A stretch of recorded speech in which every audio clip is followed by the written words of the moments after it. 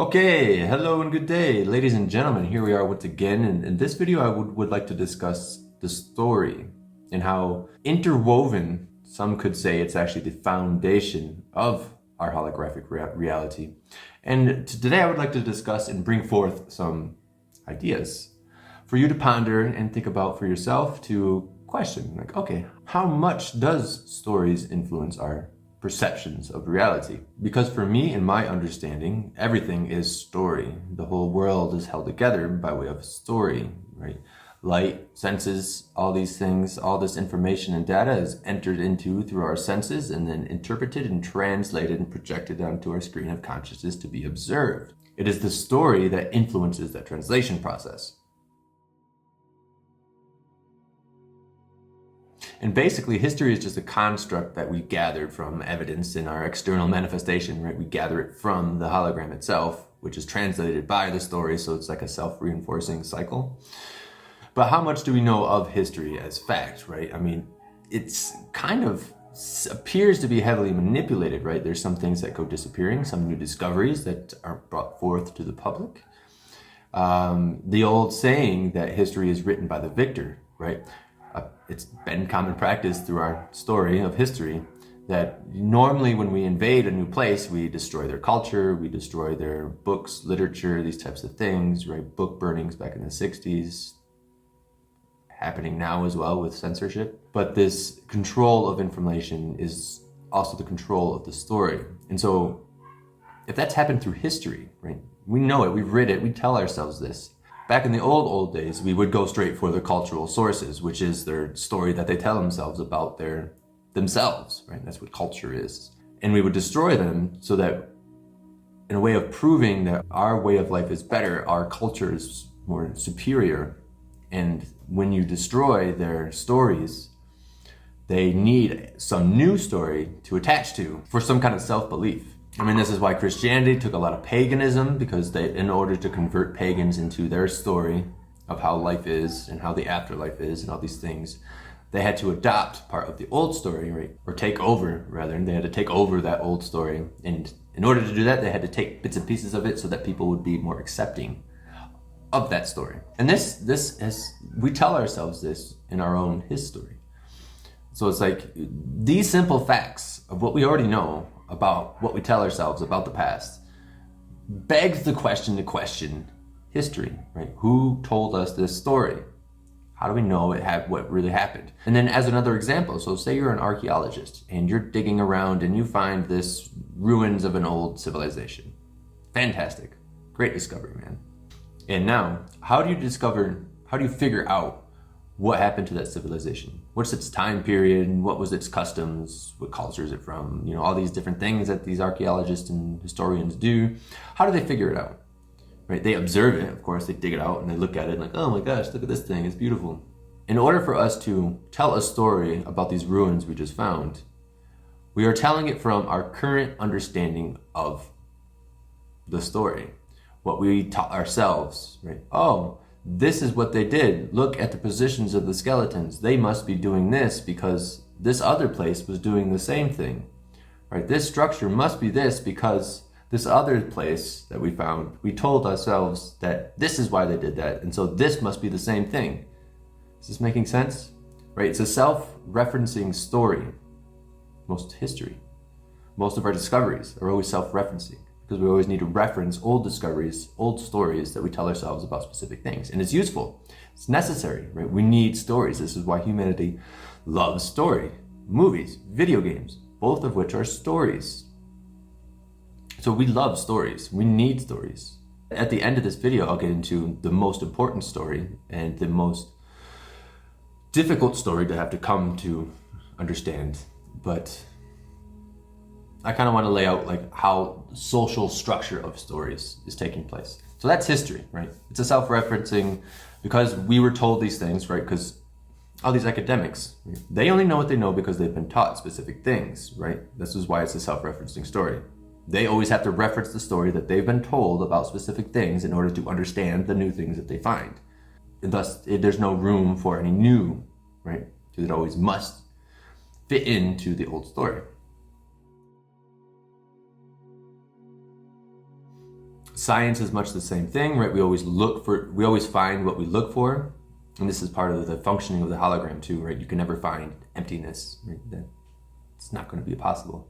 You go as far down as you go and as small as you go, you're never going to find complete emptiness. Even in space, we talk about dark matter, we talk about the ether, we talk about different things where there's always something there, even if we don't see it. Right? There's always something, because you cannot look in the materium, in creation, and find nothing. It's impossible. You are within creation. The only no thing that exists is the void, of which that contains creation, but you cannot see it from within creation. But that's a whole other thing. And of course, it's subjugated to the same thing of self-referencing, right? Oh, these people told this story about these things that they saw, and so it must coincide with that. And so there's very room for any innovation, true innovation, right? It always must be contained within the story that we told ourselves over centuries.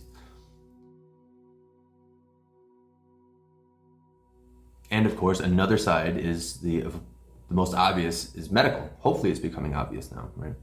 It's stories that can be paid for, and you can sell anything, and you can twist data to tell whatever story, to weave whatever story you want to weave. Because human consciousness is susceptible to stories, so as long as a figure of authority is telling it adequately, of course it's not just medicine, right? Teachers, education system, governments, figures of authority, they're in these positions, so they must know what's right. This is what we've been taught. And the same applies. It's like an ingrained program within our consciousness, perhaps even in our genetics, to be obedient to authority. And so we have figures of authority weaving a story about our health or about what we need to stay healthy. You can easily manipulate and tell whatever story makes you the most money. And hopefully more people are starting to see this with their very eyes. All you have to do is look. Not going too much into that, but it's obvious. And then moving on from science, we can go into media, right? News, media. News is just a story that has been given a position of authority because for many years, right, it's been the sole source of people's understanding of the world, right? What's going on in the world? Watch the news. And so it has developed this type of authority that if it's on the news, it must be real. And if it's not on the news, it's not real, right? This is a whole division between conspiracies and orthodoxy. Conspiracies and orthodoxy, I guess we can go with. Of which now we can hopefully see, again, how these tools get used to manipulate the thoughts of the people to create and weave a specific reality, right? I mean, obviously, just a small story comes out and people are whipped up into a fury and start protesting about a specific thing. If that original story actually happened or not, who's to say? It's already had its effect on human consciousness, created an emotional reaction, and thus something was put into creation, right? A mob was created, and how they weave the story. You can always weave it to tell whatever story you want to tell. So yeah, news media. And you can look at Project Mockingbird, I believe it's called, the CIA infiltration of the news media in order to tell specific stories, not just within the United States, but internationally, and that's a whole thing. You can look it up because they understood. They did all these studies about human consciousness with LSD, many projects that I'm probably not even going to mention on here, but they've been researching consciousness for a while. Because if you understand consciousness, you can start to control the people, and if you can control the people, you control the world. And just to jump on through here, we're going to move on to the granddaddy of it all, the base story that influences everything within your specific reality is your identity, right? The story that you tell yourself, your personality. I'm this, and I've always done that, right? I am an electrician because that's just what I happen to do. Or I am a teacher. That's just because that's what I happen to do. But your identity is the construct of your life experiences. And then, of course, there's the translation of those experiences that weave specific stories. You can go into the poor me archetype and look at everything as negative and bad. You can look at everything as a lesson. And so you can go through the same experience, but translate it differently depending on how you choose to look at it. Oh, this bad stuff always happens to me. Or, what a great lesson this was. I'm thankful for this challenge. Right, depending on how you look at it, you tell yourself a different story, which creates an entirely different identity. And I think the biggest problem that we have nowadays is this addiction to our identity. Right, we have all these brands and clothing and things that help reinforce our identity. We have social media, in which are echo chambers to help reinforce our current understanding to limit the ability to be exposed to differing ideals that actually open the door for one to change, right? Echo chambers, all done through algorithms. If you like this so many times, you're going to get fed more of that, and thus you always get the same information, self-reinforcing again. And so the story we tell ourselves has a huge influence on how we interact with reality, right? Who I am, what I'm capable of, all these inner monologues, inner stories influence how I interact and interface with the reality. Hence the point of change. And this is where true spirituality is, and even Christianity, right? Be renewed by the Holy Spirit. Do not conform to the ways of the world, but be renewed by the transformation of your mind. Both biblical sayings. But the most cohesive teachings are actually from the East, right? The Buddhism, the Taoism, where they were more focused on the internal, right? This is the idea of detachment. And I think we have a lot of confusion about it, but detachment is more along the lines of detaching from your story. This is why there's asceticism and cutting yourself out from specific things. There's a lot of layers to the practices and what they try to show you, from being the witness, right? Because you're telling yourself a story, this is what's creating your identity, your ego. But who's listening to the story, right? What aspect of you is the listener, the witness, the watcher, the observer, all these terminologies. So there's this practice of that. Most Eastern practices are for you to get to observe, even though you can't observe the observer, but to shift your perception inward, to start questioning, who are you, what are you? But also, right, going back to detachment, right? Because to change the story, you must detach from your identity, right? Kill the ego, these types of things. But also your memory, right? What holds your personal story together is your memory of it.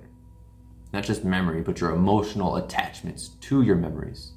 Nostalgia is a big influence and a big glue that attaches your story to your identity, right? Making it hard to change because, oh, the good days of this and that, right? When we hold on to memories, when we cling to them with emotion, we get glued, right? We become attached, right? Stuck in that specific identity because we have so much emotional investment, just like in a relationship, right? Everything's fractal. When you have a lot of emotional investment into another person, a partner, right, it becomes really hard to separate from them. You become emotionally attached to your child and really hard to detach from them, right? And the same thing with yourself. You become really emotionally attached to the story that you tell yourself, right? Your past, which does no longer exist. But your emotions and your memories keep it alive. So it makes it even harder to change your story. But the only way to change, the only way to transcend, the only way for transmutation, transfiguration, transformation, any of these things require the detaching and separating from your personal identity, which is held together by the story of your history, of your past. Because the reality is life is what you make of it. Right? What do you tell yourself about yourself? Whatever that is influences reality and conforms it to that, right? I'm shy. Well, you're not going to interact. You're not going to interact. Things are going to happen. You're not going to be presented opportunities. You're going to miss out on life, right? The story we tell ourselves influences the reality. You can change the story by detaching from your memory, or at least the emotional investments you give to your memory. Become reborn, renewed. The very word reborn alludes to some type of death, right? We get caught up in the physical death, but it's not a physical death. It is your story, your memory, your personality, your identity is what dies, and then you become reborn with a new story. And that's whatever you wanted to make it out of it. And with that, I leave you all. Hopefully that was somewhat informative and helpful. And with that, I'll see you all next time. Thank you.